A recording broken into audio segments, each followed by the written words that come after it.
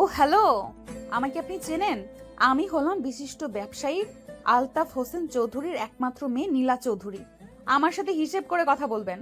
আপনি যেই হন না কেন, আপনি আবার যেই ক্ষতি করেছেন সেটার ক্ষতিপূরণ আপনাকেই দিতে হবে। মানে কি? আমি আমার লাইফে কখনো কারোর সামনে নরম গলায় কথা বলিনি, আর আপনার কথায় আমি আপনার সাথে নরম গলায় কথা বলবো? আপনাকে ক্ষতিপূরণ দেব? How funny! ও মিস নীলা, আপনি কি করেছেন আর কি করবেন না সেটা সম্পূর্ণ আপনার বিষয়।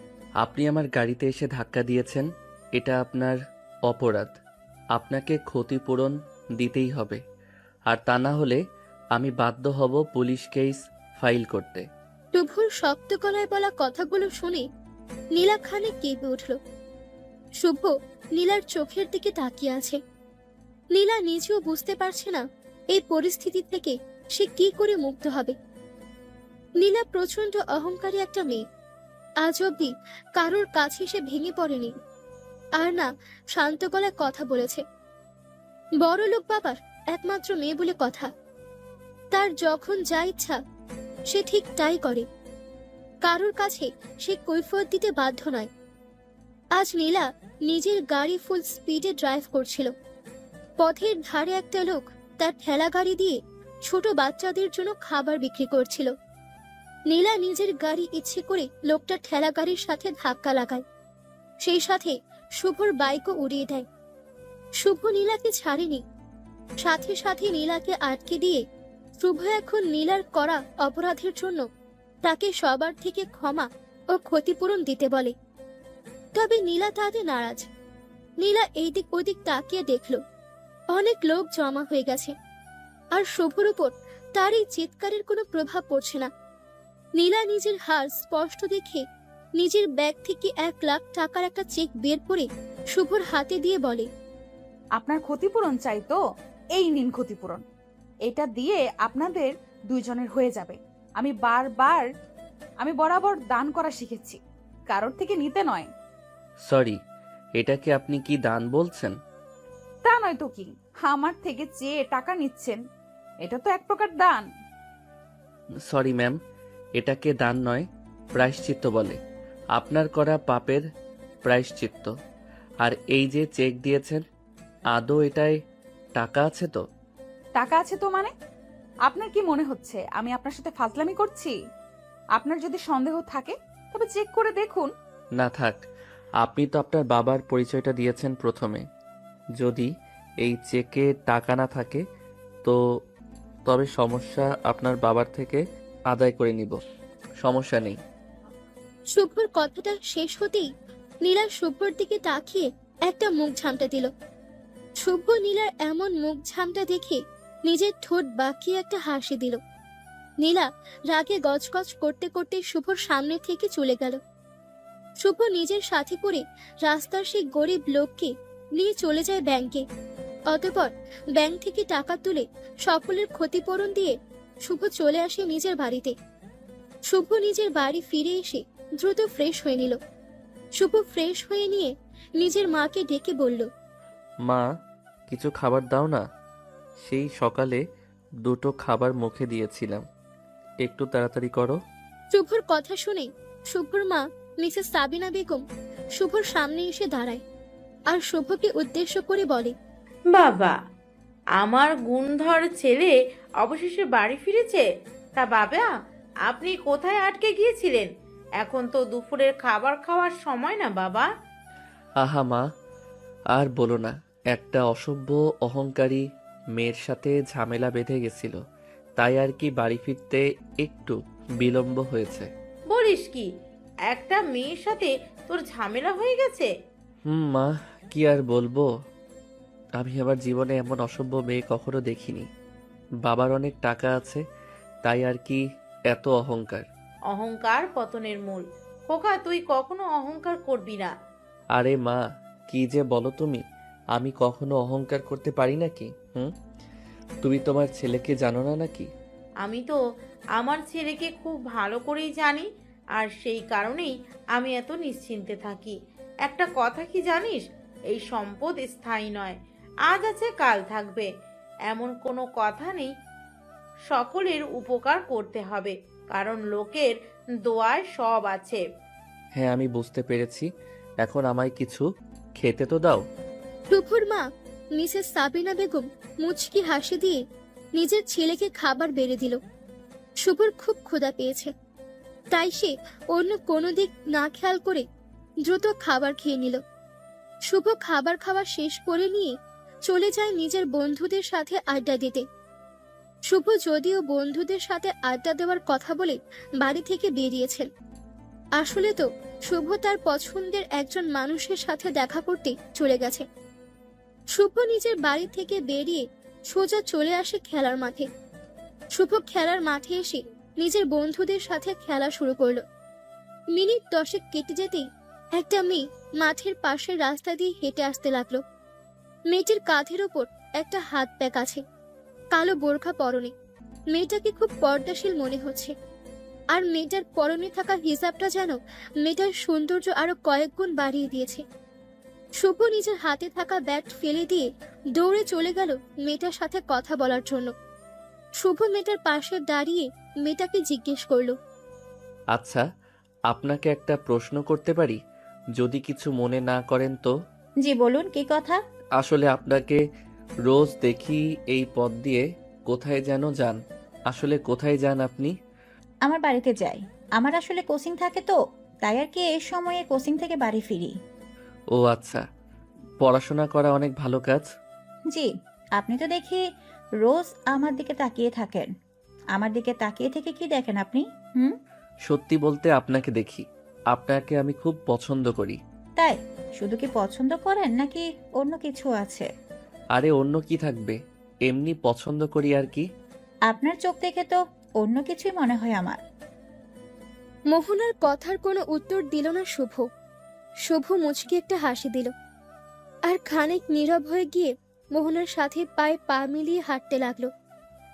আজ প্রায় 3 মাস ধরে শুভ মোহনাকে দূর থেকে দেখিয়ে যাচ্ছে। মোহনাকে কিছু বলার মতো সাহস হয়নি কখনো শুভর। কোনো একটা ভয় শুভর মনের মাঝে বরাবর কাজ করতে থাকে, আর এই ভয়ের কারণেই শুভ সবসময় মোহনার সাথে কথা বলতে চেয়েও পারেনি। তবে আজ আর শুভ অপেক্ষা করতে পারেনি। আজ শুভ নিজে গিয়েই মোহনার সাথে কথা বলার চেষ্টা করে, আর মোহনা নিজেও শুভর সাথে রেসপন্স করে। শুভ মোহনাকে নিয়ে একদম মোহনার বাড়ির সামনে চলে যায়। শুভ মোহনার বাড়ির সামনে আসতে মোহনাকে উদ্দেশ্য করে বলল, আচ্ছা, আর তো যাওয়া যাবে না। এখানেই মনে হচ্ছে শেষ পথ চলা। হয়তো আবার আগামীকাল দেখা হবে তবে। তা তো হবে, তবে আপনার ফোন নাম্বারটা যদি পাওয়া যেত তবে ভালো হতো।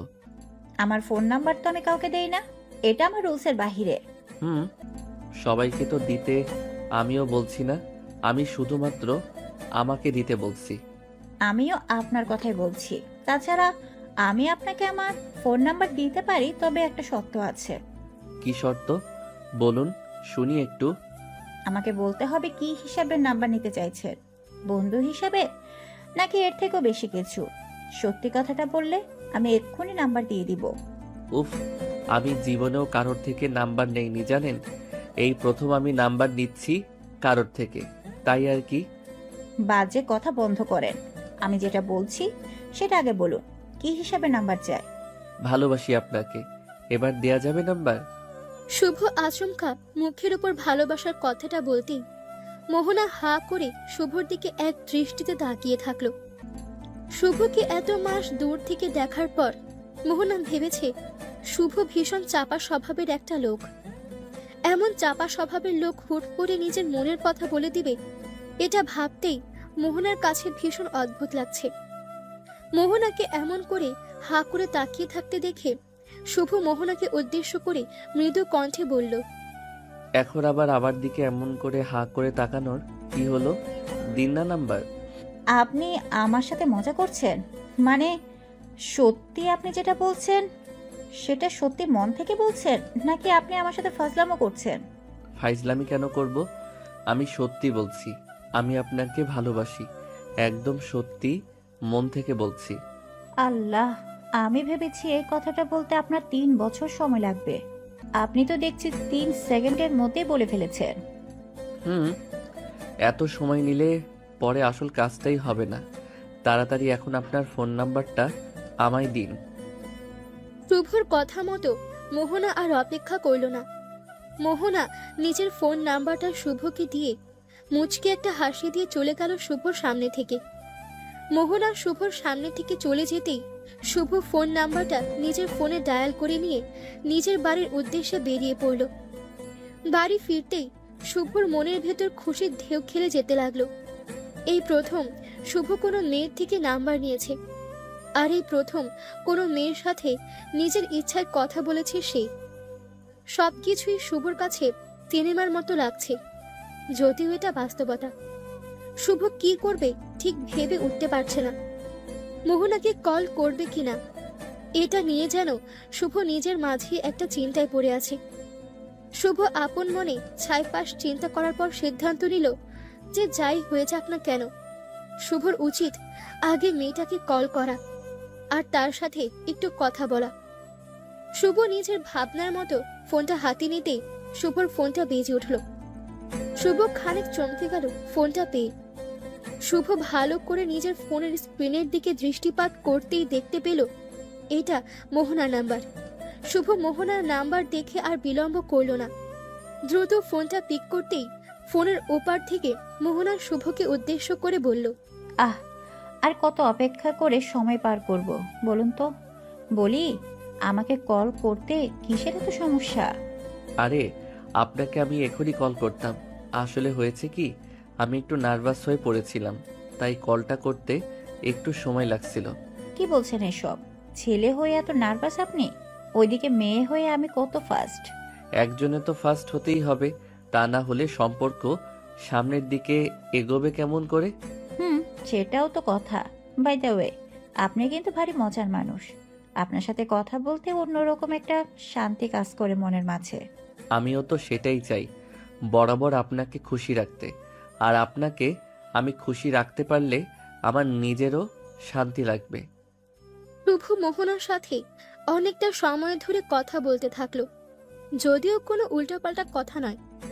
দুজন দুজনের মনের মাঝে থাকা সমস্ত কথা একে অপরকে বলে চলেছে। দেখতে দেখতে সময়ও চলে যাচ্ছে, অথচ কারোর কথাই শেষ হচ্ছে না। কথা বলতে বলতে ভোর হয়ে গেল। অতঃপর শুভ আর মোহনা ঘুমিয়ে পড়ল। বিকেলের দিকে শুভর ঘুম ভাঙল তার মায়ের ডাকে। শুভর মা মিসেস সাবিনা বেগম শুভকে ডাক দিতেই শুভ হকচকিয়ে উঠে পড়ল। শুভ ঘুম থেকে হকচকিয়ে উঠে পড়তেই মিসেস সাবিনা বেগম শুভকে উদ্দেশ্য করে ভীষণ কর্কশ কণ্ঠে বলতে লাগলো, কিরে, তোর কি কোনো কাণ্ডজ্ঞান আদৌ হবে না কখনো? সারা রাত কি চুরি করেছিলি নাকি? সকাল থেকে পড়ে পড়ে ঘুমাচ্ছিস? উফ, মা আমাকে একটু শান্তি মতো ঘুমাতে দাও তো, আমি রাতের দিকে উঠব। রাতের দিকে উঠবি মানে? এই শুভ, মাথা ঠিক আছে তো তোর? তোর বাবা আমাকে সকালে বলে গেছেন তোকে যেন তার অফিসে পাঠিয়ে দিই আমি, আর তুই কিনা এখন বলছিস আরো ঘুমাবি? অফিসে কেন যাব? আমার এখন অফিসে যাওয়ার কোনো মুড নেই। কেন মুড নেই? ভার্সিটিতে যেতে ইচ্ছা হলে যাস, নয়তো বন্ধুদের সাথে আড্ডা দিস, তাতেও না হলে পড়ে পড়ে ঘুমাস। এমন করলে জীবন চলবে? কেন চলবে না? আমি পড়াশোনা শেষ করে বড় চাকরি করব। আমি এসব বিজনেস টিজনেস করব না। তা কেন করবি? বিজনেস করা তো পাপ। আমার হয়েছে জ্বালা, ছেলের জন্য স্বামীর কাছে কথা শুনতে হয়। যা ইচ্ছে হয় কর, আমি আর কিছু বলতে পারবো না। শুভর মা মিসেস সাবিনা বেগম শুভর উপর অভিমান করে চলে গেলেন। মা চলে যেতেই শুভ মুচকে একটা হাসি দিল। শুভ তার মাকে খুব ভালো করে জানে, ছোট ছোট বিষয়ে তার মা অনেক বেশি অভিমান করে ফেলে। তবে দিন শেষে ঠিক শুভ যখন মা বলে ডাক দেয়, তখন আর অভিমান করে থাকতে পারেন না তিনি। শুভ সন্ধ্যার দিকে ঘুম থেকে উঠে ফ্রেশ হয়ে নাস্তা করে নিয়ে আবার ফোন হাতে বসে পড়ে। মোহনার সাথে আবারও বকবক করা শুরু হয় শুভর। রাতের দিকে শুভর বাবা মিস্টার ফয়সাল খান বাড়িতে ফিরে নিজের ছেলে শুভকে তলব করেন। শুভ নিজের বাবা মিস্টার ফয়সাল খানের সামনে এসে দাঁড়াতেই ফয়সাল খান নিজের ছেলেকে উদ্দেশ্য করে ভীষণ কর্কশ কণ্ঠে বলে উঠলেন, সারাদিন বাড়িতে থেকে কি করিস তুই? তোকে আমি সকালে আমার অফিসে যেতে বলেছি, সারাটা দিন তোর অপেক্ষায় ছিলাম, আর তুই আসলি না। না মানে বাবা, হয়েছে কি, আমার একটু কাজ ছিল, সেসব করতে গিয়ে লেট হয়ে যায়, তাই আর কি। আর কতদিন এমন করে চলবে শুভ?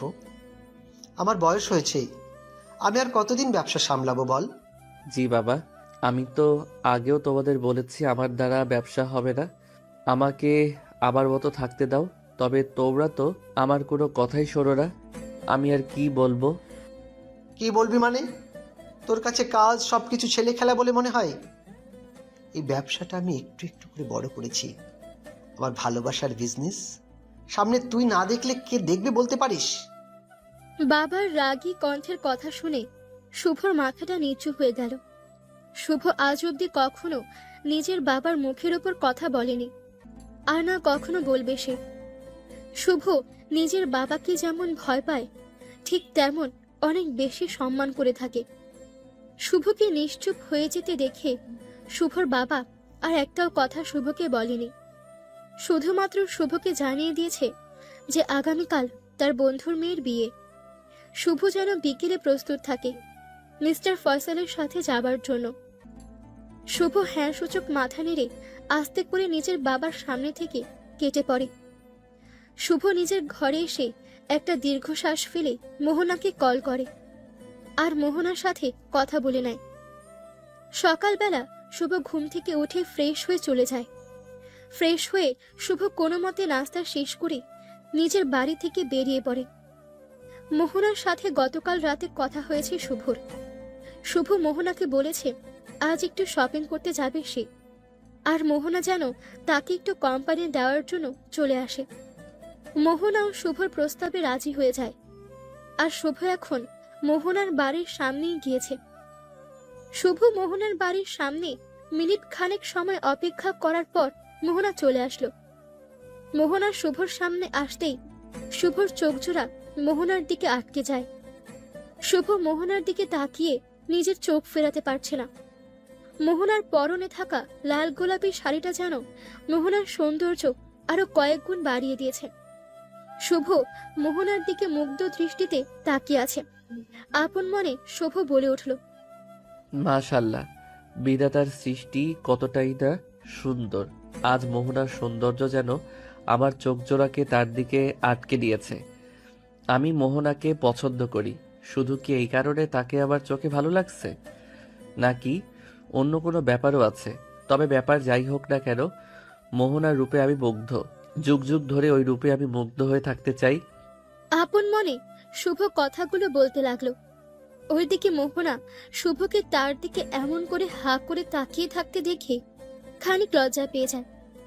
মোহনা শুভর দিকে এগিয়ে এসে শুভকে উদ্দেশ্য করে মৃদু কণ্ঠে বলে, এটা কি হয়েছে? আমার দিকে এমন করে হা করে তাকিয়ে আছো কেন? সরি মোহনা, বিশ্বাস কর আমি চাইছি না তোমার দিকে তাকাতে, তবে পারছি না নিজেকে আটকাতে।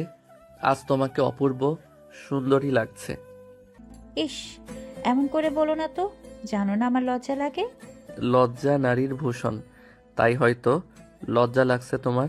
তবে আমি যে পুরুষ, তোমার রূপে মুগ্ধ হওয়াটাই আমার কাজ। এত মুক্ত হতে হবে না, তাড়াতাড়ি চলো, এমনিতে লেট হয়ে যাচ্ছে। চলো। শুভ মুচকি হাসি দিয়ে মোহনাকে নিজের বাইকের পেছনে বসিয়ে বাইক স্টার্ট করলো। মোহনা শুভর বাইকের পেছনে চুপটি করে বসে আছে। শুভ সাবধানে বাইক চালাতে থাকে। তারা দুজনেই আজ অনেক খুশি, তবে খুশিটুকু যে তাদের সহ্য হচ্ছিল না। তাই শুভ নিজে থেকেই সব নীরবতাকে ভেঙে দিয়ে মোহনার সাথে কথা বলা শুরু করলো। মোহনাও শুভর সাথে ভালোই কথা বলল। তারা এমনভাবে কথা বলছে যেন তাদের পরিচয় 100 বছর আগে থেকে। শপিং মলে চলে আসার পর মোহনা শুভর জন্য নিজের পছন্দ মতো শপিং করলো, আর শুভ শপিং করলো মোহনার জন্য। যদিও মোহনা বারবার করে শুভকে বারণ করেছিল তার জন্য কিছু না নিতে, তবে শুভ কি আর কারোর কথা শোনে? শুভ বরাবর নিজের ইচ্ছের মতোই সব করে। আজও তার ভিন্ন কিছু হলো না। শুভ নিজের ইচ্ছে মতো মোহনার জন্য শপিং করলো। শপিং শেষ করে শুভ আর মোহনা চলে আসলো একটা ক্যাফেতে। ক্যাফেতে এসে শুভ মোহনাকে জিজ্ঞেস করলো, তা আজ কেমন লাগলো আমার সাথে সময় কাটিয়ে? জানি ভালো লাগবে না, কারণ আমার একটু বোরিং টাইপের লোক। কে বলল তুমি বোরিং? তোমার মতো একটা ভালো ছেলের সাথে সময় কাটাতে পেরে আমার নিজের কাছে নিজের ভালো লাগছে। হয়েছে, পাম দিও না। আমি জানি তোমার ভালো লাগেনি। আমার মন রাখতে মিথ্যা বলতে হবে না। আরে না, সত্যি বলছি, আমার বেশ ভালোই লেগেছে। আজকাল তোমার মতো ছেলে খুব একটা দেখা যায় না। শুভ মোহনার সাথে কিছু সময় আড্ডা দিল। মোহনার সাথে কথা বলতে বলতে কফি খাওয়া শেষ করে শুভ মোহনাকে তার বাড়িতে পৌঁছে দিল। অতঃপর নিজের বাড়ি এসে ফ্রেশ হয়ে নিয়ে রেডি হয়ে নিল বিয়ে বাড়িতে যাওয়ার জন্য। বিকেলের দিকেই শুভ তার বাবা মিস্টার ফয়সাল খানকে নিয়ে বেরিয়ে পড়ে। বিয়েটা হচ্ছে মূলত মুন্সিগঞ্জ জেলায়, শুভদের বাড়ি ঢাকায়। সেই হিসেবে ঘন্টাখানেক সময় লাগবে তাদের পৌঁছাতে। শুভ প্রায় ঘন্টা 2 গাড়ি ড্রাইভ করার পর পৌঁছে যায় মুন্সিগঞ্জে। আজ এখানে শুভর বাবার বন্ধুর মেয়ের বিয়ে হচ্ছে। শুভর বাবার বন্ধুর মেয়ের বিয়েতে আসতেই শুভ দেখতে পায় পুরো বাড়িটা সুন্দর করে সাজানো হয়েছে। যদিও বিয়ে বাড়ি সবসময় সুন্দর করে সাজানো হয়ে থাকে, তবে এই বাড়িটার ক্ষেত্রে খানিক ভিন্নতা লক্ষ্য করা যায়। বাড়িটা অন্য 5টা বাড়ির মতো নয়, অনেক ইউনিক ভাবে সাজানো হয়েছে।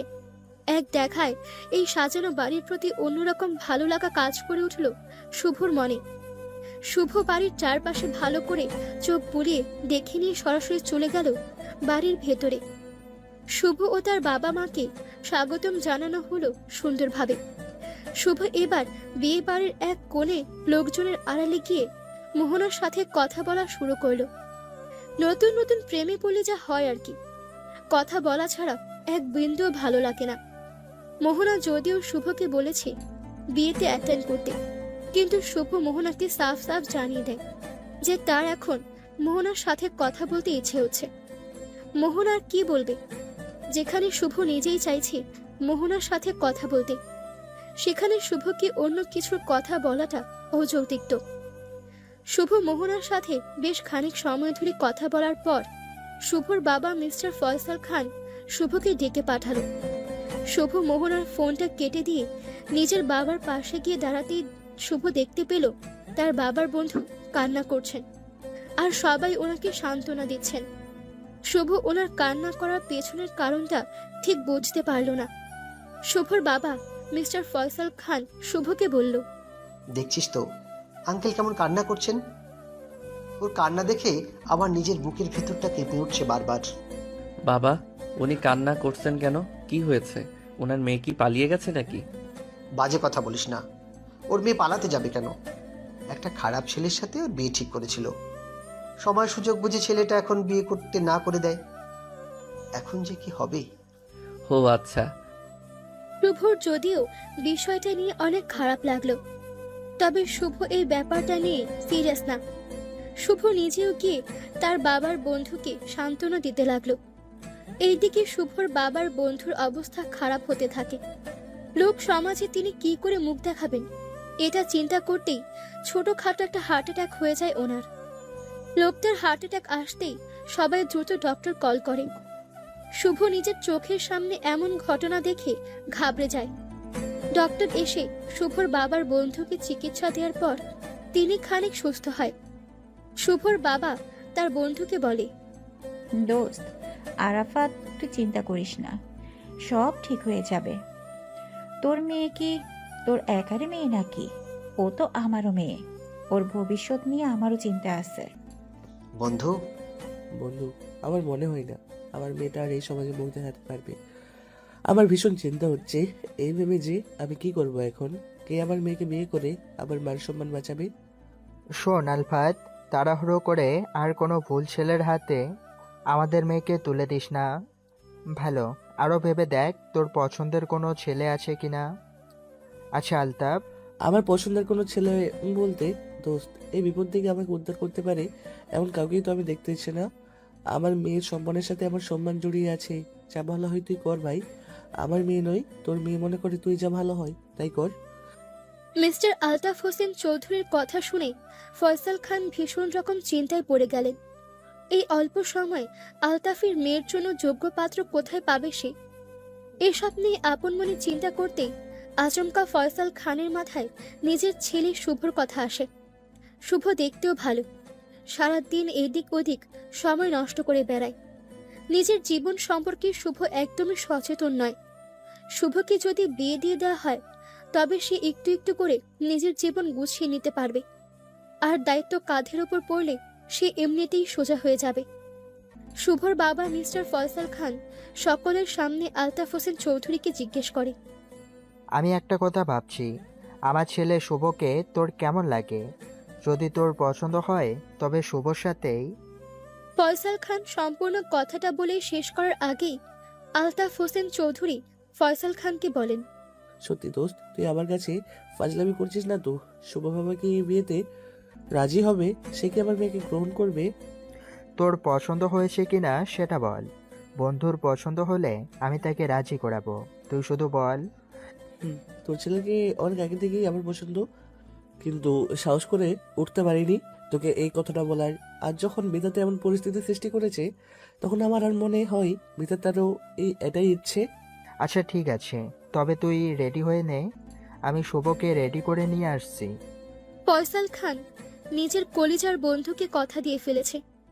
ফয়সাল খান নিজের ছেলে শুভর দিকে তাকাতেই দেখতে পেল শুভ হা করে দাঁড়িয়ে আছে।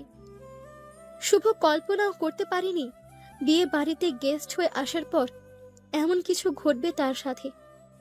শুভ বোকার মতো ঠায় দাঁড়িয়ে আছে আর আপন মনে ভাবছে এখন তার কি হবে। মোহনাকে সে পছন্দ করে, এখন যদি নিজের বাবার বন্ধুর মেয়ের সাথে তার বিয়ে হয়ে যায় তবে মোহনাকে সে কি করবে? কি করে মোহনাকে সে পাবে? শুভ আর কিছুই ভাবতে পারছে না। শুভর হাত পা থরথর করে কাঁপছে। ওইদিকে শুভর বাবা শুভর সামনে এসে দাঁড়িয়ে ভীষণ ভারী কণ্ঠে শুভকে বলে, এখানে দাঁড়িয়ে আছিস কেন? আমার কথা কানে যায়নি? দ্রুত রেডি হয়ে নে, আজকেই তোর বিয়ে হবে। শুভর বাবার ধমক খেয়ে শুভর ঘোর কাটে। শুভ আমতা আমতা করে নিজের বাবাকে বলে, বাবা, আমি কি করে এই সময় বিয়ে করতে পারি? আমি যাকে কখনো দেখিনি তার সাথে এমন হুট করে বিয়ে। তোকে কেন দেখতে হবে? আমি যখন বলেছি তখন না দেখেই বিয়ে হবে, আর এটাই ফাইনাল। বাবা, আমার কথাটা শুনুন, আমি এখন বিয়ে করতে পারবো না, আমার কিছু সমস্যা। শুভ নিজের কথাটা সম্পূর্ণ করার আগেই শুভর বাবা একটা ধমক দিয়ে শুভকে নিশ্চুপ করিয়ে দিল। শুভ নিজের মনের কথাটা বলতে গিয়েও বলতে পারল না, আর পারবেই বা কেমন করে? শুভর বাবা যেমন ভাবে শুভকে কথা বলতেই দিচ্ছে না, সেখানে কিছু বলার চেষ্টা করাটাই তো বোকামি। শুভ নীরব হয়ে যেতেই শুভর বাবা ভীষণ কর্কশ কণ্ঠে বলল, আমি যেটা বলেছি সেটাই হবে, এতে তোমার ভালো লাগুক বা না লাগুক। আমি আমার পুত্রকে বিসর্জন দিতে পারবো, তবে আমার বন্ধুকে দেওয়া কথা নয়। বাবা, আমি বলতে চেয়েছি যে শুভ, আমি বারণ করেছি, যেটা বলা হচ্ছে সেটাই করবে তুমি। যাও, রেডি হয়ে নাও। শুভর বাবা খুব ভালো করে জানে যে শুভ তার সব কথা শোনে। বাবার কথা কখনো ফেলতে পারবে না শুভ। শুভ নীরব হয়ে রেডি হতে চলে গেল। শুভর চোখজোড়া রক্তবর্ণ ধারণ করে আছে। আজ বিয়ের পর হয়তো আর মোহনার সাথে তার আর কোনো সম্পর্ক থাকবে না, থাকার কথাও নয়। মোহনা সারা জীবনের মতো শুভর জীবন থেকে হারিয়ে যাবে। এই প্রথম শুভ কোনো মেয়েকে পছন্দ করেছিল, এমন ভাবে নিজের প্রিয়জনকে হারাতে হবে সেটা যেন শুভর কল্পনার অতীত ছিল। শুভর মনটা কতটা খারাপ সেটা ব্যাখ্যা করা যাবে না। শুভ একদমই জানে তার ভেতরে এখন কি কাজ করছে। নির্দিষ্ট সময় পর শুভকে বিয়ের আসরে নিয়ে যাওয়া হলো। শুভ মনমরা হয়ে বিয়ের আসরে বসলো। বিয়ের আসরে বসার পরপরই বিয়ের আনুষ্ঠানিকতা শুরু হয়ে গেল। এইদিকে শুভর মনের মাঝে থাকা সমস্ত স্বপ্ন ভেঙে গুড়িয়ে যেতে লাগলো। নিজের চোখের সামনে নিজের সমস্ত স্বপ্নকে ভেঙে যেতে দেখে শুভর বুকের ভেতরও ব্যথা করে উঠল। দেখতে দেখতে বিয়ে সম্পন্ন হয়ে গেল। এবার বউ নিয়ে বাড়ি ফেরার পালা। বাড়ি ফেরার সময় শুভ ফোনে মোহনার অনেকগুলো কল আসে, তবে শুভ একটাও কল পিক করে না। শুভ গাড়িতে বসে নীরবে বোবা কান্না কাঁদছে। এই কান্নাটা কারোর সামনে দেখানো যাবে না, আর না প্রকাশ করা যাবে কাউকে। নিজের বুকের মাঝে জমে থাকা কষ্টগুলো। শুভ সারাটা পথ মোহনাকে নিয়ে ভাবতে ভাবতে বাড়ি ফিরল। বাড়ি ফেরার পর সবাই নতুন বউকে নিয়ে ব্যস্ত হয়ে পড়ল। শুভ ছাদের এক কোণে নীরবে দাঁড়িয়ে থাকলো। শুভ আপন মনে বলছে, মোহনা যখন সব সত্যি জানতে পারবে তখন আসলে কেমন ব্যবহার করবে? মোহনা কি আমার পরিস্থিতিটা বোঝার চেষ্টা করবে, নাকি আমাকে ভুল বুঝবে? আমি যদি মোহনাকে সবকিছু সত্যি সত্যি বলি তবে কি কোনো লাভ হবে? প্রভু আপন মনে অনেক ধরনের চিন্তা করতে লাগলো। না, কোনো কিছুতেই শুভর মন শান্ত হচ্ছে না। নিজের মনের মাঝে সবকিছু গোপন করার পর শুভ নিজের কাছেই কেমন যেন লাগছে। শুভ মোহনাকে সবকিছু বলে দিয়ে নিজেকে শান্ত করার প্রচেষ্টা করল। শুভ নিজের পকেট থেকে ফোনটা বের করে মোহনাকে কল করল। বার দুয়েক রিং হবার পর মোহনা শুভর কলটা পিক করল। মোহনা শুভর ফোনটা পিক করতেই মোহনা শুভকে উদ্দেশ্য করে বলল, এই শুভ, কোথায় ছিলে তুমি? জানো আমি কতটা চিন্তায় পড়ে গেছিলাম তোমার জন্য। এখন কোথায় আছো? বাড়ি ফিরে এসেছো নাকি? শুভ মোহনার এমন ব্যাকুলতা দেখে ভেবে পাচ্ছে না কি করে মোহনাকে সে সব সত্যি বলবে। কিন্তু সত্যি বলা ছাড়া যে আর কোনো উপায়ও নেই। আজ যদি শুভ মোহনার থেকে সবকিছু আড়ালো করে যায়, একটা না একটা সময় মোহনা সব জানতে পেরে যাবে। তখন হয়তো মোহনা আরো বেশি কষ্ট পাবে। শুভ চাইছে না মোহনা বড় কোনো আঘাত পাক। মোহনা শুভকে নিশ্চুপ দেখে আবারও বলল, এই শুভ, কি হয়েছে তোমার? কথা বলছো না যে? মোহনা, আমি তোমাকে একটা কথা বলতে চাই। সেসব ঠিক আছে, কিন্তু তোমার কণ্ঠস্বর এমন ভারী শোনাচ্ছে কেন? কি হয়েছে শুভ? সবকিছু ঠিক আছে তো? হুম, কিছুই ঠিক নেই। আজকের পর থেকে হয়তো তোমার আর আমার সম্পর্কটা থাকবে না। আমি তোমাকে একটা সত্যি ঘটনা বলতে চাই। বলো, সত্যি ঘটনা, আমি শুনছি। শুভ মোহনাকে একদম বিয়ে বাড়িতে যাওয়ার পর থেকে যা যা হয়েছে সব কিছু খুলে বলল। মোহনা শুভর বলা কথাগুলো শোনার পর নিজের চোখের জল আর ধরে রাখতে পারল না। মোহনার চোখ বেয়ে নোনা জল গড়িয়ে পড়তে থাকলো। শুভ নিজেও কথাগুলো বলতে গিয়ে কান্না করে ফেলেছে। শুভর কথাগুলো বলা শেষ হতেই শুভ মোহনাকে বলে, এবার বলো মোহনা, আমি এখন কি করতে পারি? আমি জানি তুমি আমার জীবনে কখনো আসবে না। আমি এটাও জানি আমি যেটা করেছি সেটা এক প্রকার প্রতারণা, কিন্তু আমি স্যার বলছি সব। দেখো শুভ, অনেক বড় ব্যাপার হয়ে গেছে, আর এখন আর আমার বলার বা করার মতো কিচ্ছু নেই। তবে দুটো কথা বলতে চাই তোমায়। শুনবে আমার কথা? বলো। নিজেকে প্রতারক বলিও না, কারণ তুমি যেটা করেছো সেটা বাধ্য হয়ে করেছো। আর শেষ কথা হলো, তোমার স্ত্রী কিন্তু কোনো অপরাধ নেই। তাকে দয়া করে কষ্ট দিও না, আমাকে তার মাঝে খুঁজে নিও। মোহনা কথাটা বলতেই ফোনটা কেটে দিল। মোহনা কলটা কেটে দিতেই কান্নায় ভেঙে পড়ল। শুভ নিজেও কান্না করছে। কি করে এই অপরিচিত মেয়েটাকে নিজের জীবনের সাথে এক করে নেবে শুভ? বলাটা হয়তো খুব সহজ, তবে সেটা করে দেখানোটা আসল চ্যালেঞ্জ। রাত হয়ে যেতেই শুভ নিজের ঘরে ফিরে গেল। শুভ বাসর ঘরে প্রবেশ করতেই দেখতে পেল নববধূরূপে সেজে বসে আছে একজন অপরিচিত মেয়ে। শুভর মুড এমনিতেই খারাপ হয়ে আছে, কোনো কিছুই যেন তার ভালো লাগছে না। মেয়েটি ঘোমটা দিয়ে শুভর দিকে এগিয়ে এসে আলতো করে শুভর পা নিজ হাতে স্পর্শ করতে নিতেই শুভ মেয়েটিকে বলল, থামুন, দেখুন আমার এসব পছন্দ না। আপনি হয়তো জানেন বিয়েটা কি করে হয়েছে, তাই অনুরোধ করব আমাকে জোর না করতে, প্লিজ। সেসব ঠিক আছে, তবে এখন তো আমি আপনার স্ত্রী, আপনার অর্ধাঙ্গিনী। আপনার উপর আমার একটা অধিকার তো আছে। ও হ্যালো, এত অধিকার দেখানোর প্রয়োজন নেই। আমি মনের খুশিতে নাচতে নাচতে আপনাকে বিয়ে করিনি, আমি বাধ্য হয়ে বিয়ে করেছি আপনাকে। এটা দয়া করে মাথায় রাখবেন। বারবার এই বাধ্য বাধ্য। মেয়েটা কথাগুলো বলতে বলতে নিজের মুখের ওপর থেকে ঘোমটা খুলে ফেলল। মেয়েটা নিজের মুখের ওপর থেকে ঘুমটা তুলতেই শুভ প্রথমবারের মতো নিজের স্ত্রীর মুখ দেখল। শুভ নিজের স্ত্রীর মুখটা দেখে ভীষণ রকম চমকিত গেলই, সেই সাথে আঁতকে উঠল। এই মেয়েটা আর কেউ না, বরং নীলা। হ্যাঁ, সেই অহংকারী নীলা। এই নীলা শুভর বাবার বন্ধুর মেয়ে। শুভ হা করে নীলার দিকে খানিক সময় তাকিয়ে থেকে নীলাকে উদ্দেশ্য করে বলে উঠল, আরে আপনি তো সেই মেয়েটা যার সাথে রাস্তায় একবার আমার তর্ক হয়েছিল।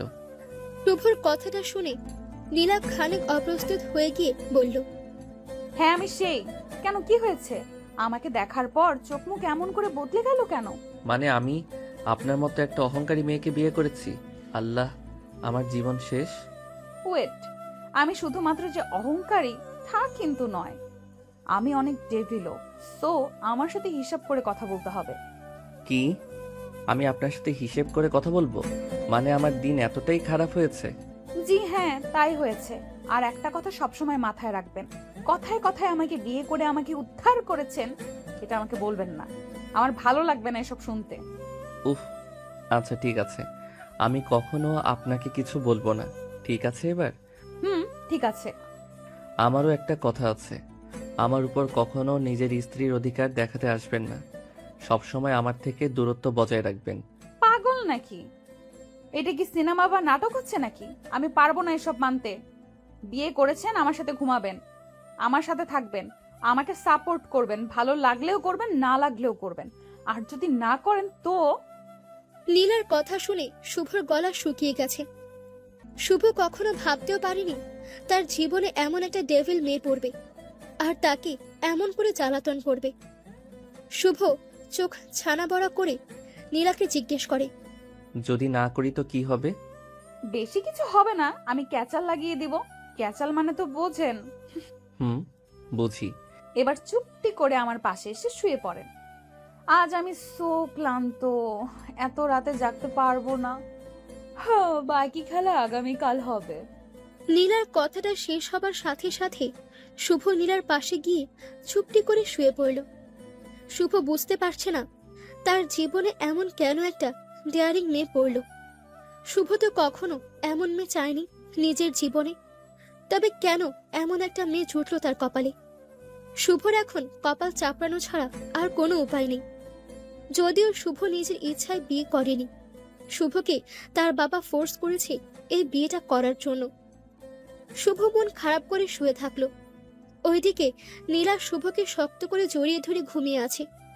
শুভ আর কি করবে? নীলা যখন শুভকে সবকিছু জোর করে করছে, তখন আর কিছু বলারও সুযোগ নেই। শুভ গুটিসুটি হয়ে শুয়ে থাকলো। সকালবেলা শুভর ঘুম ভাঙে নীলার গলার শব্দে। নীলা শুভকে উদ্দেশ্য করে বলে, আর কত ঘুমাবে? এবার উঠে পড়ো, ফ্রেশ হয়ে নাস্তা করতে চলো। এই 1 মিনিট, আপনি আমাকে তুমি করে কেন বলছেন? নিজের স্বামীকে কি কেউ আপনি করে বলে? তুমি তো আমার পরিচিত একটা মানুষ, তোমাকে তুমি করে বলবো নয় তো কি বলে ডাকবো? দেখুন, আপনি কিন্তু রীতিমতো আমার উপর সবকিছু চাপিয়ে দিচ্ছেন। এটা একদম উচিত নয়। আমাকে আমার মতো থাকতে দিন। চুপ, আমাকে তুমি করে বলবে তুমি। যদি না আপনি আপনি করো তবে বাবাকে গিয়ে সব বলবো, আর সাথে এটাও বলবো তুমি আমাকে মারধর করো, তারপর বুঝবে ঠেলা। হোয়াট? আমি আপনাকে কখন মারধর করলাম? হারে পাগল, করনি তো। তাই তো বানিয়ে বানিয়ে বলে তোমাকে কেস খাওয়াবো। হিসেব বোঝো না, দুধু খাও। বুঝেছি এবার। তো কি বুঝলে? এই যে আমার জীবনটা তেনা তেনা হতে চলেছে। অলরেডি হয়ে গেছে জান। আগে আগে দেখো হোতা হ্যায় ক্যা। যাও ফ্রেশ হয়ে নাও জান। নীলার কথার বিপরীতে শুভ আর একটাও কথা বলল না। শুভ বেশ ভালো করে বুঝতে পারছে যে নীলার কথা মতো না চললে ঝামেলা বেঁধে যাবে। প্রথম দিনের অভিজ্ঞতা থেকে এটুকু শুভ পরিষ্কারভাবে বলতে পারে যে নীলা শুভকে মোটেও শান্তি দেবে না। যে কোনো কিছুই এই মেয়েটা করে বসতে পারে। শুভ বাধ্য ছেলের মতো ফ্রেশ হতে চলে গেল। শুভ ফ্রেশ হয়ে এসে নাস্তা করে ফেলল। নাস্তা করে শুভ নিজের ঘরে আসতেই নীলা ও শুভর ঘরে চলে আসলো। নীলা ঘরে এসে শুভর সামনে এসে দাঁড়ালো। নীলা শুভর সামনে এসে দাঁড়িয়ে নিজের শাড়ির আঁচলটা খানিক সরিয়ে দিয়ে নিজের কোমর ধরে শুভকে উদ্দেশ্য করে বলল, দেখো না আমার কোমরটা ভীষণ ব্যথা করছে, একটু মালিশ করে দিতে পারবে? কোথায় মালিশ করে দিতে হবে? কোথায় আবার, কোমরে মালিশ করতে হবে। তাছাড়া তুমি যদি চাও অন্য সব জায়গায় মালিশ করতে পারো, আমি কিছু মনে করবো না, সত্যি। বাজে কথা বাদ দিয়ে কাজের কথা বলো। বেশি ব্যথা করছে কি? ডক্টর কল করব? শুভর কথাটা শোনা মাত্রই নীলা তেলে জলে ফুঁসে উঠল। কোথায় শুভ এসে নীলার কোমর ধরে আলতো করে হাত বুলিয়ে দিয়ে নীলাকে আদর করে দিয়ে কোমরে চুমু খাবে, তা না করে কিনা শুভ ডক্টরকে কল করার কথা বলছে। শুভর কথাটা শোনা মাত্রই নীলার মুখ কুঁচকে গেল। নীলা চরম বিরক্তি নিয়ে শুভকে উদ্দেশ্য করে বলল, তোমার কি কোনো আক্কেল নেই? মানে আমি কোথায় একটু রোমান্টিক কথা বললাম আর তুমি কিনা ডাক্তারের কথা বলছো? আমি কি ডাক্তারকে বিয়ে করেছি নাকি? তো কি বলবো? তোমার পেইন হচ্ছে তো ডক্টর লাগবে, তাই না? ডক্টর ছাড়া পেইন কেমন করে কমবে? তুমি না আসলে একটা গাধা। আমার ভেতর তোমার জন্য যে অনুভূতিটা আছে সেটা তোমার মাঝে নেই। যাচ্ছি আমি, থাকো তুমি। আমি এক্ষুনি গিয়ে বাড়ির সবাইকে বলবো তুমি আমার কোমরের উপর অত্যাচার করেছো। এই নীলা, করেছি কি আমি? আরে এমন করে রেগে গেলে কেন? আমার কথাটা তো শুনবে নীলা। নীলা নিজের কথাটা শেষ করতেই একটা মুখ ঝামটা মেরে শুভর সামনে দিয়ে হনহন করে হেঁটে চলে গেল। নীলা শুভর সামনে দিয়ে হেঁটে চলে যেতেই শুভ বোকা বনে গেল। শুভ নীলার এমন আচরণের কারণটা বুঝতে পারল না। শুভ সবকিছু নিজের মতো একটা নর্মালি নিতে চেষ্টা করে, অত প্যাচগোছ শুভ বুঝতে পারে না। নীলা আসলে কি বলতে বা বোঝাতে চেয়েছে সেটা শুভ বুঝতে পারেনি। নীলা আর শুভ স্বামী স্ত্রী। শুভ একটি রাত নীলার সাথে কাটিয়ে অতঃপর অনেক চিন্তা ভাবনা করে সিদ্ধান্ত নিল মোহনার প্রতি থাকা তার ভালোবাসাটা নীলাকে দেবে। নীলার মাঝেই মোহনাকে সে খুঁজবে, কিন্তু এই নীলা তো শুভকে সেই সময়টাও দিতে চাচ্ছে না। একের পর এক কাউন্টার অ্যাকশন দেখাচ্ছে। সবকিছু মিলিয়ে শুভর অবস্থা একটু একটু করে অবনতির দিকে চলে যাচ্ছে। নীলা শুভর ঘর থেকে চলে যাওয়ার পর শুভ আপন মনে বলল, আল্লাহ, এটা কেমন বউ দিলেন আমায়? কোমর ব্যথা বলেছে, আমি ডক্টরের কথা বলেছি, কেয়ার তো করছি, এতেও রেগে গেল। আমি করব তো করবটা কি? আমার কথা কাজ করছে না আল্লাহ। একটা রাস্তা তো দেখান আমায়। এই মেয়েটার মাথায় প্যাচগুলো একটু খুলে দিন। শুভ আপন মনে কথাগুলো বলল, না, এভাবে হাত গুটিয়ে বসে থাকলে চলবে না। নীলার সাথে কথা বলতে হবে, নীলার সাথে ভাব জমাতে হবে। তা না হলে এই বাড়ি থেকে যে কোনো সময় শুভকে গেট আউট হতে হবে, আর সেটা শুভ কোনোভাবেই চাইছে না। শুভ কিছু সময় নিজের ঘরে বসে মাইন্ডসেট করে নিজের ঘর থেকে বেরিয়ে যায়। শুভ নিজের ঘর থেকে বেরিয়ে আসতেই শুভর সামনে পড়ল শুভর কাজিন আফরা। শুভ নিজের কাজিনকে দেখে বলল, আফরা, তোর ভাবি কোথায় রে? আমি সেই কখন থেকে ওকে খুঁজে যাচ্ছি কিন্তু পাচ্ছি না। তুই কি দেখেছিস? আমার ভাবি? আচ্ছা, আমার ভাবি কে রে ভাইয়া? আমি তো আমার ভাবিকে চিনি না। তোকে কি আমি আর সাত করে বুড়ি বলি? তুই না সব কিছুতেই পাকামো করবি। নীলার কথা বলছি আমি। নীলাকে দেখেছিস কিনা সেটা বল। নীলা? কে নীলা? কি তার পরিচয়? কোথায় থাকেন তিনি? কি করেন উনি? তার সাথে তোর কি সম্পর্ক ভাইয়া? একটু খুলে বল, আমি ফুপোকে বলে আসছি তবে। আফরার কথা শুনে শুভ নিজেও খানিক অবাক হয়ে গেল। শুভ কি তবে কোনো স্বপ্ন দেখছে নাকি? যদি স্বপ্ন হয় তবে তো ভালোই হয়। শুভ খানিক খুশি হয়ে গিয়ে আফরাকে জিজ্ঞেস করলো, এই, ফাইজলামি করিস তুই? সত্যি নীলাকে চিনিস না তুই? না তো, আমি আমার ভাইয়ার সাথে মজা করতে পারি? কে নীলা? বল না ভাইয়া। তার মানে কি আমি এতক্ষণ স্বপ্ন দেখছিলাম? এই, ফাইজলামি করিস না প্লিজ, একটু সত্যি করে বল। নীলাকে কি সত্যি তুই চিনিস না? আরে ভাইয়া, আমি চিনতে। শুভ আর আফরার কথা বলার মাঝেই তাদের মা এসে উপস্থিত হলো রান্নাঘরে। সেই সাথে আসলো নীলা নিজেও। নীলাকে নিজের মায়ের পাশে দেখার পর শুভর মাথাটা আবার ঘুরে গেল। হাস্যোজ্জ্বল মুখটা আবার শুকিয়ে গেল তার। শুভ এতক্ষণ ভেবেছে যে সে হয়তো স্বপ্ন দেখছিল, কিন্তু আসলে এটা স্বপ্ন নয়, সত্যি ছিল সব।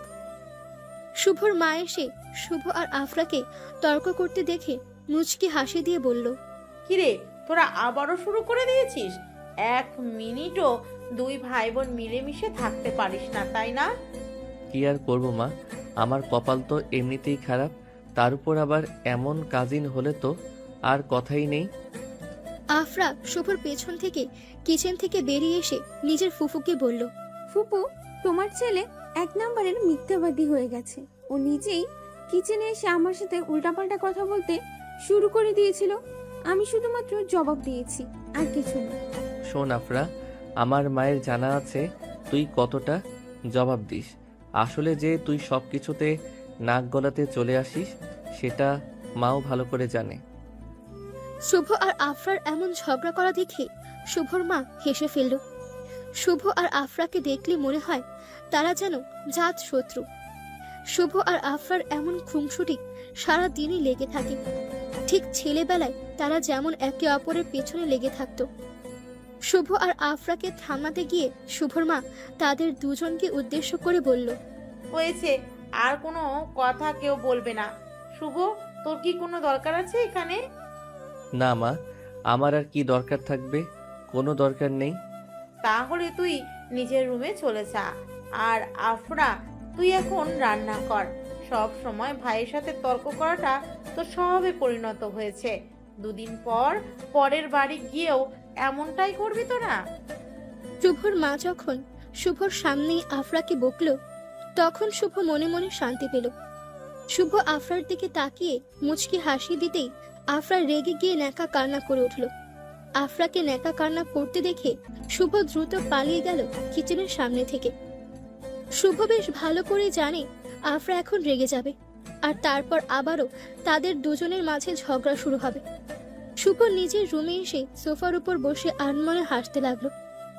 আফরার সাথে এমন খুনসুটিপূর্ণ সম্পর্কটা নিয়ে শুভর কোনো মাথা ব্যথা নেই, বরং আফরাকে সবসময় নিজের আপন বোনের থেকে বেশি গুরুত্ব দিয়ে এসেছে শুভ। শুভ নিজের ফোনটা হাতে নিতেই নীলা চলে আসলো শুভর ঘরে। নীলা শুভর ঘরে এসে শুভকে উদ্দেশ্য করে বলল, এখানে এসে বসে আছো কেন? বাহির থেকে ঘুরে আসলেও তো পারো। কেন? আমি বাসায় থাকলে কি সমস্যা হবে তোমার? তুমি বাসায় বসে কি করবে সেটাই তো আমি বুঝতে পারছি না। আগামী কাল থেকে যদি অফিস কন্টিনিউ না করো তবে দেখো আমি তোমার কি করি। শোনো কথা, আমি অফিস করতে যাব কোন দুঃখে? আমি অফিস করি না, আমার সারা দিন আড্ডা দিয়েই দিব্যি কেটে যায়। আমার এত লোভ নেই, যা আছে তাতেই চলে যাবে। তোমাকে এত কিছু বুঝতে হবে না, যেটা বলেছি সেটাই করবে। আগামী কাল থেকে অফিসে যাবে, এটাই ফাইনাল, বুঝেছো? এটা কেমন কথা? এমন করে আমার উপর জোর করাটা কিন্তু উচিত নয়। উচিত। অলস হয়ে বসে থাকার থেকে কাজকর্ম করা উচিত। যদি না করি তবে? তবে আর কি, আমি নিজেই চলে যাব অফিসে, চলবে তো? উফ, তুমি আমার উপর সত্যি অত্যাচার করে যাচ্ছ, এটা ঠিক নয়। হলে হোক, আমি চাই আমার স্বামী সকলের সাথে একসাথে দাঁড়াবে, সমানভাবে পরিশ্রম করে নিজের লাইফটা চকচকে করে ফেলবে। হয়েছে, এবার যাও, আমি আগামীকাল থেকেই অফিসে যাব। শুভর কথাটা শেষ হতেই নীলা শুভর দিকে এগিয়ে আসলো। শুভর গাল ভারী হয়ে আছে। নীলা শুভর মুখটা গম্ভীর দেখে শুভর কাছে এসে শুভর গালের ওপর নিজের হাত জোড়া রেখে শুভকে উদ্দেশ্য করে বলল, তুমি আমার উপর এখনো রেগে আছো? হুম, আমি রেগে থাকার কে? আমার কি রাগ আছে নাকি কোনো? শুভ, আমি জানি তুমি আমার উপর দয়া করেছো। বিশ্বাস করো, আমি কখনো প্রেম করিনি।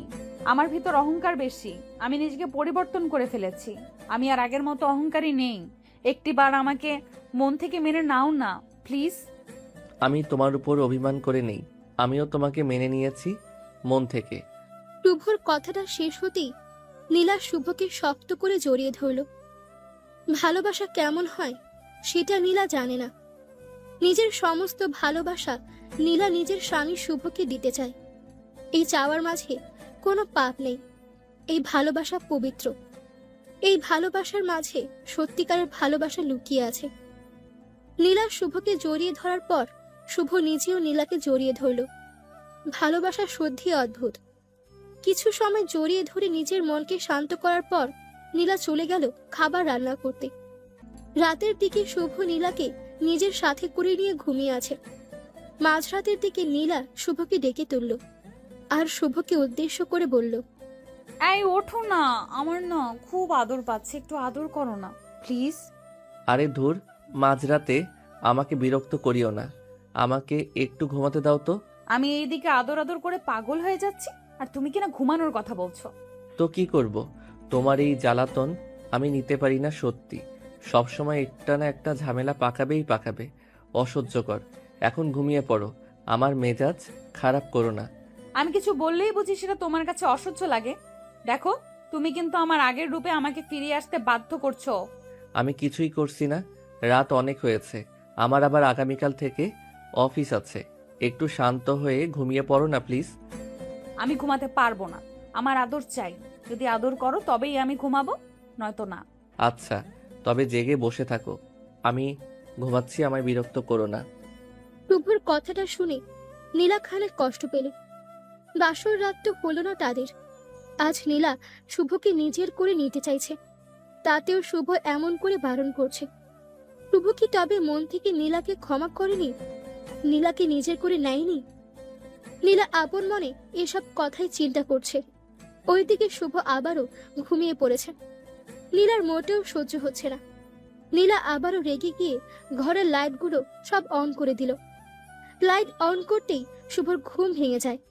আর শুভ নীলার দিকে তাকিয়ে দেখে নীলা জেগে বসে আছে। নীলাকে জেগে থাকতে দেখে শুভ নীলাকে উদ্দেশ্য করে বলল, কি হলো? লাইট অন করে বসে আছো কেন? ঘুমিয়ে পড়ো। এই, তোমার ঘুম পাচ্ছে তো ঘুমাও না। আমি কি তোমায় ঘুমাতে বারণ করেছি নাকি? তুমি তোমার ঘুম নিয়ে পড়ে থাকো, আমায় নিয়ে ভাবতে হবে না তোমায়। উফ, কেমন করে ঘুমাবো আমি? এমন করে লাইট অন করে রাখলে কি কেউ ঘুমাতে পারে? ও আচ্ছা, এই সমস্যা। কয়েকদিন পর বলবে নীলা, তোমার জন্য আমি শান্তিতে থাকতে পারি না, তুমিই চলে যাও। ও মা, দরকার পড়লে সেটা বলবো না আবার? কি? এই তুমি কি বললে? আমি বুঝতে পারিনি, আবার বলো। না মানে বললাম যদি দরকার পড়ে তো বলতেই পারি। তাছাড়া তুমি তো সবকিছু জেনে ফেলেছো, তাই বললাম আর কি। বাহ, বেশ বলছো। আমায় এখন যদি সহ্য না হয় তবে বিয়ে করলে কেন আমায়? আমি কি হাতে পায়ে ধরে বলেছিলাম নাকি আমায় বিয়ে করো, আমায় বিয়ে করো? না, তা তো বলনি। তবে তোমায় যদি আমি বিয়ে না করতাম তবে কে তোমায় বিয়ে করতো? ইস রে, নাটক দেখে আর বাঁচি না। আমায় উনি বিয়ে না করলে আর কেউ করতো না বলে জানো, আমায় বিয়ে করার জন্য কত লোক আমার বাড়ির সামনে লাইন ধরেছিল। হয়েছে, আর বলতে হবে না। এমন করে বলছো মনে হচ্ছে আমি বানের জলে ভেসে আসছি। আমায় বিয়ে করে উদ্ধার করেছো। তো কি, আমি তোমায় বিয়ে না করলে তুমি তো সারা জীবন এমন সিঙ্গেল হয়েই বসে থাকতে। আমি বিয়ে না করলে জীবনটা একদম ছাই ছাই হয়ে যেত। সেটা কি আমি জানি না ভাবছো? উফ, আচ্ছা হয়েছে, তোমার সব কথা মেনে নিয়েছি। এখন চলো ঘুমিয়ে পড়ো। রাত জেগে জেগে ঝগড়া করার মানে হয় না। ঝগড়া আমি করছি না, তুমি করছো। আর আমি তো ঘুমাবো না আজ। তোমার ঘুম পাচ্ছে, তুমি ঘুমাও, আমায় বিরক্ত করো না। নীলা, এমন করছো কেন তুমি? আমি দেখেছি তুমি সবসময় আমার উপর এমন করতে থাকো। এমন করলে আমি কি করে শান্তিতে থাকবো বলো? আমি তোমার সাথে কিছুই করিনি, বরং তুমি নিজেই আমার সাথে বাজে ব্যবহার করছো। এখন তো আমায় আর ভালো লাগে না তোমার, তাই আমায় এড়িয়ে চলছো। যাক, আমি ভালোই বুঝতে পেরেছো তুমি। আমি ঘুমালাম, তুমি জেগে জেগে মশা মারতে থাকো। শুভ কথাটা বলতেই নীলার পাশে শুয়ে পড়ল। নীলা শুভর দিকে এক দৃষ্টিতে তাকিয়ে আছে। নীলার চোখ জোড়া দেখে মনে হচ্ছে নীলা পারছে না শুভকে এখনই খেয়ে ফেলতে। নীলা বারবার করে শুভকে বলছে আদর করার জন্য, আর শুভর সেই দিকে কোনো ভ্রুক্ষেপই নেই। নীলা নিজের গাল ফুলিয়ে বসে আছে। শুভ নীলাকে এমন করে বসে থাকতে দেখে মুচকি একটা হাসি দিল, আর আচমকা শুভ নীলার কোমরের ওপর নিজের হাত রেখে নীলাকে জড়িয়ে ধরার চেষ্টা করলো। নীলা শুভর হাতটা নিজের কোমরের ওপর থেকে সরিয়ে দিতেই শুভ দুম করে উঠে বসে পড়ল। নীলা শুভর এমন আচমকা উঠে পড়ায় বেশ চমকে যায়। নীলা শুভর দিকে কৌতূহলী হয়ে তাকাতেই শুভ নীলাকে উদ্দেশ্য করে বলতে লাগলো, এই তুমি আমার হাতটা সরিয়ে দিলে কেন? আমি কি তোমায় কিছু বলেছি? আমায় স্পর্শ করবে না তুমি, তোমার এই স্পর্শ আমার চাই না। কেন চাই না? এত সময় ধরে তো বারবার করে বলেছো তোমার স্পর্শ করার কথা।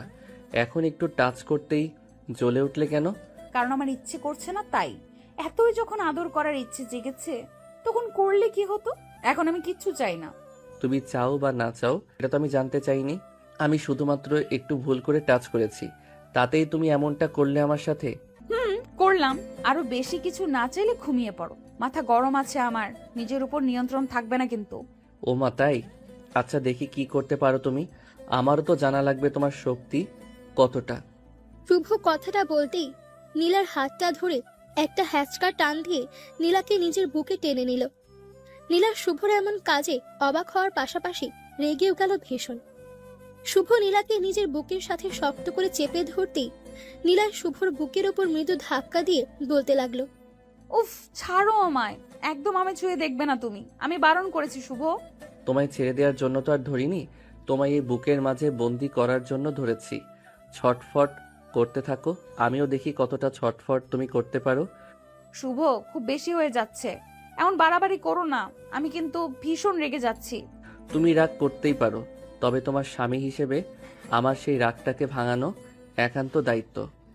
নীলা শুভর থেকে নিজেকে আলাদা করার জন্য বারবার চেষ্টা করছে, কিন্তু কোনোভাবেই নীলা নিজেকে শুভর থেকে আলাদা করতে পারছে না। শুভ নীলার এমন ছটফটানি দেখে মুচকি মুচকি হাসছে। শুভর ভীষণ ভালো লাগছে নীলার এমন কাজ। শুভ মুচকি হেসে আরো চেপে ধরল নীলাকে। নীলা নিজেকে শুভর থেকে না ছাড়াতে পেরে রাগে গজগজ করতে করতে শুভকে ঝাড়ি দিয়ে বলতে লাগলো, আমার উপর একদম জোর করবে না, আমার থেকেও বেশি যারা তোমার সুখ দিতে পারবে তাদের কাছে যাও, আমার কাছে আসবে না। তুমি ছাড়া আমার সুখ দিবে এমন কে আছে? তুমি তো আমার সব, আমার লাইফ লাইন। লাইফলাইন না কি সেটা আমি জানি, আমি তোমার কিছুই না, সরো বলছি, আমার রাগ উঠতেছে কিন্তু। আমিও তো চাইছি তোমার খুব রাগ উঠে যাক, তুমি আমার মাইর দিতে আসো, আর আমি তোমায় সেই সুযোগে নিজে করে নিব। ফাজলামি হচ্ছে আমার সাথে, আমার সাথে একদম ফাজলামি করবে না, আমি তোমার কেউ না, ছাড়ো বলছি। তোমাকে তো ছাড়া যাবে না, দেখি তোমার রাগটা কোথায় কোথায় আছে, সব রাগ একটু একটু করে কমাবো। শুভ কথাটা বলতেই নীলাকে বিছানায় শুয়ে দিয়ে নীলার ওপর উঠে বসল।